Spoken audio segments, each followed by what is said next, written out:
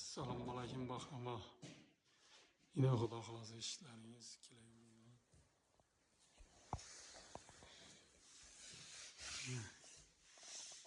Yonboshlari poflari yıkılıp ishdan tuttu bularni.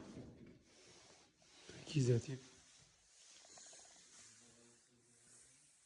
Bellarni endi najda qurun topib ko'rinadi buni endi. Kraska bo'lsak chiroyli chiqadi Xudo xolasa.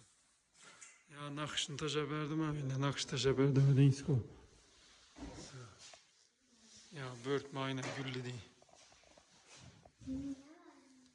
Bu yekkeleri bundayna.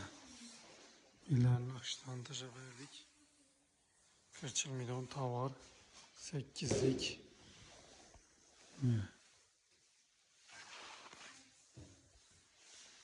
Bağından alışıkları.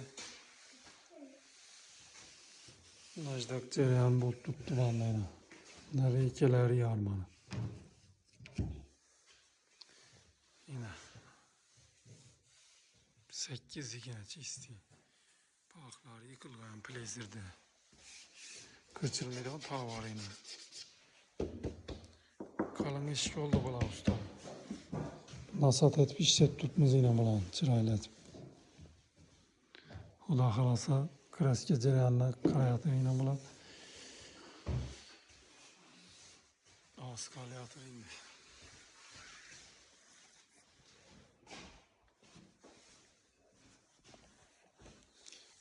Vallahi kesekiler yine kalın materyalda işlengen. Yine altılıkta işlengen. Şpont etip yine. Altılık yine çisti. Yine arkası da borcayı. Öpkeleri ve karaması.